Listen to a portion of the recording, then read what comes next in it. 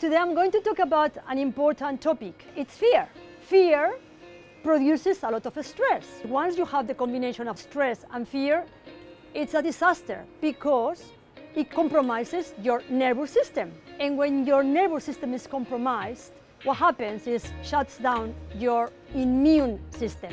What I do normally in order to have less fear and less stress is to not to watch so much news, because all the time watching the news produces lots of fear and stress. Or talking about the same topic which produces fear. Keep the fear very, very, very far away. In the kingdom of far, far away. Do gardening, talk to friends, overcome as quickly as you can the fear. Other things that I do is to laugh. I try to laugh a lot because laughing boosts your immune system. Laughing is so good for you. It's like out of the blue, you feel like wow, your vibration goes up and goes up in an incredible way, you know? And then you feel so good. Please laugh more.